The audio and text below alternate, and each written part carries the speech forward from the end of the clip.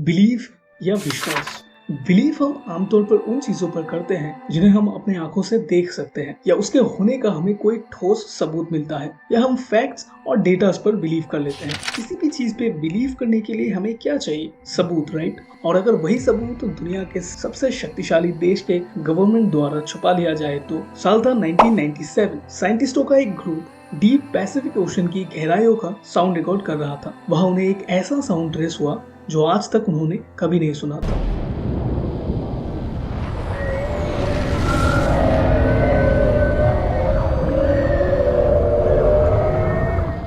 और उनके हिसाब से ये कोई ऑर्गेनिक साउंड नहीं था जो कि विदाउट एनी लिविंग क्रीचर पैदा हो सके। ऐसा कुछ तो बिल्कुल नहीं था। मतलब कोई ना कोई क्रीचर ही था जो कि ये साउंड निकाल रहा था और उन्हें ऐसा लगा कि शायद कोई उनसे मदद मांगने की कोशिश कर रहा है। इसके बाद इस चीज पर ज्यादा खोजबीन नहीं किया गया। फिर अर्ली 2000 का दौर आता है और हजारों की तादाद में व्हेल मछलियां समुद्र के तट पे मरी हुई पाई जाती है। जब उन पर टेस्ट किए गए तो पता चला कि हैवी सोनार रेडिएशन से उनके कान से खून निकल रहे थे जिससे कि उनका ब्रेन डैमेज हो चुका था और उसके बाद उनकी मौत हो गई, जो कि नेवी के द्वारा किया जाता है अपने सबमरीन्स के सोनार को टेस्ट करने के लिए। पर अमेरिकन नेवी हमेशा से ही ये डिनाई करती रही। ये सिलसिला कुछ महीनों तक चलता रहा और एक दिन व्हेल्स की डेड बॉडीज के साथ कुछ और भी सतह पर आ पहुंचती है। साल था 2004।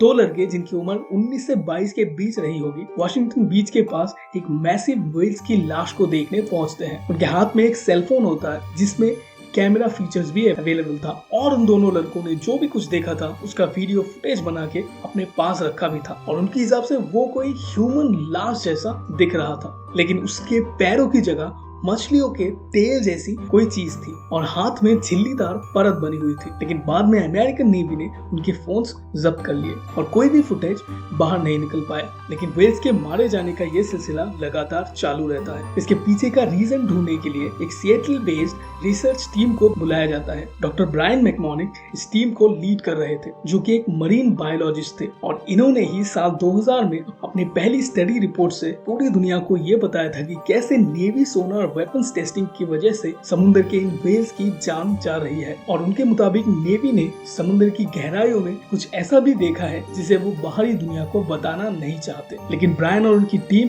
इस मास डेथ के पीछे की वजह को खंगालना शुरू कर देती है। उन्होंने ये डिसाइड किया कि वो सबसे पहले पानी के नीचे अपनी रिकॉर्डिंग डिवाइसेस के मदद से क्या कुछ हलचल चल रहा है उसको सुनने की कोशिश करेंगे। सोनार साउंड्स, व्हेल रिएक्शन, सब कुछ। जब उन्होंने एग्जामिनेशन शुरू किया तो कुछ घंटों में सबसे पहले उन्हें व्हेल्स की आवाजें सुनाई दी। जैसे आमतौर पर देखा जाता है, पानी के नीचे ये व्हेल्स बहुत ही लो फ्रीक्वेंसी साउंड्स के जरिए कम्युनिकेट करते हैं और उसके कुछ ही सेकंड्स बाद उन्हें ये सुनाई देता है।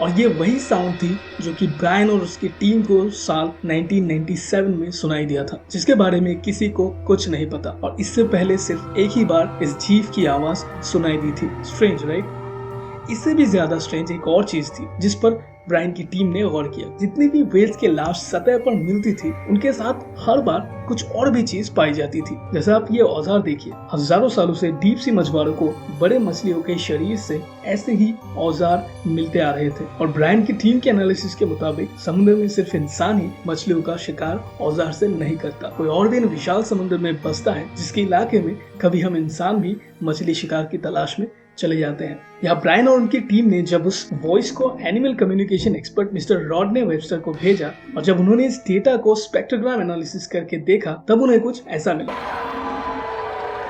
उनके हिसाब से ये आवाज हजारों की तादाद वाले किसी प्राणी की है जो कि ह्यूमन हियरिंग के लेवल के ऊपर वाले फ्रीक्वेंसी में साउंड प्रोड्यूस कर रहा था। और उनके हिसाब से ये आपस में इसी फ्रीक्वेंसी में कम्युनिकेट कर रहे थे। लेकिन उन्हें ये समझ में नहीं आ रहा था कि आखिर वो कौन सा जीव है जो ऐसी कॉम्प्लेक्स साउंड निकाल सकते हैं। उनके हिसाब से कई सारे थ्योरीज इसके पीछे हो सकती है। शायद कोई नए स्पीशीज का डॉल्फिन हो या शायद हम इंसानों के पूर्वज हो। ये चीज कुछ भी हो सकता था। ये सब कुछ सिर्फ एजम्पशंस ही था जो डॉक्टर ब्रायन और उनकी टीम लगा रही थी। लेकिन अब तक उनके हाथ कोई ठोस सबूत नहीं मिले। और फिर आता है वो खास दिन, 7 अक्टूबर 2005। साउथ अफ्रीका के बीच के करीब मरीन बायोलॉजी रिसर्च सेंटर के हेड डॉक्टर गेविन डिटमार, जो एक्वास्टिक रिसर्च के हेड भी थे, केप टाउन से कुछ किलोमीटर दूर गहरे समुद्र में एक रिसर्च प्रोग्राम रन कर रहे थे। नॉर्मली व्हेल्स के पॉपुलेशन को चेक करने के लिए ये प्रोग्राम चलाया जा रहा था और उनके डिवाइस में भी सेम वैसे ही ध्वनि तरंगे मिल रही थी जैसे डॉक्टर ब्रायन और उनकी टीम को मिली थी। जब डॉक्टर ब्रायन को इसके बारे में पता चला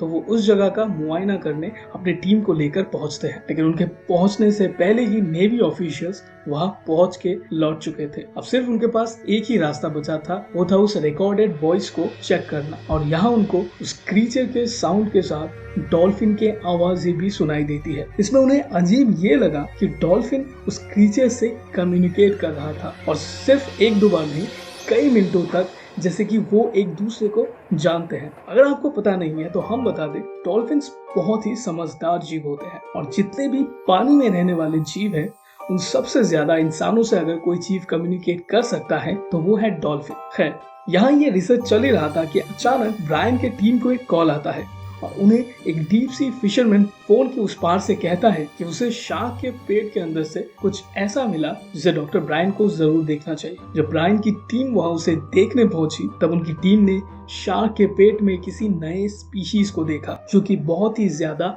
गल चुका था, लेकिन उन्हें यह पता था कि जो चीज वो देख रहे हैं वो एक नई स्पीशीज के अलावा और कुछ भी नहीं था। और इस शार्क के बॉडी में से भी वैसे ही औजार मिले जो कि इतने समय से मिलती आ रही थी। डॉक्टर ब्रायन एंड उनकी टीम उस बॉडी को अपने साथ लैब में रिसर्च के लिए ले आते हैं और उसका डीएनए सैंपल्स के जरिए ये पता लगाने की कोशिश करते हैं कि आखिर ये कौन सा प्राणी है। बॉडी में जो कुछ भी बचा कुचा हिस्सा था, जैसे कि रिब केज, पेल्विस, एक बड़े साइज का स्प्लीन जो कि डीप डाइविंग में ज्यादा ऑक्सीजन स्टोर करने में मदद करता है, और पैरों के हड्डियों के अवशेष तब भी बचे हुए थे। अब एक चीज ये हो सकती है कि ये कोई सील मछली हो, लेकिन यहाँ एक और प्रॉब्लम थी। सील्स के थाई बोन्स शॉर्ट होते हैं, जबकि यहाँ ऐसा बिल्कुल भी नहीं था। कई टेस्ट के बाद ये पता चलता है कि ये कोई सील नहीं है, ना तो कोई डॉल्फिन था और ना ही कोई और समुद्री मैमल जिसे साइंटिस्ट ने इससे पहले देखा था। तो फिर ऐसा कौन सा जीव हो सकता है जो कि डॉल्फिन से कम्युनिकेट कर सकता है? जब उस क्रीचर के हड्डियों के अवशेषों को जोड़ा गया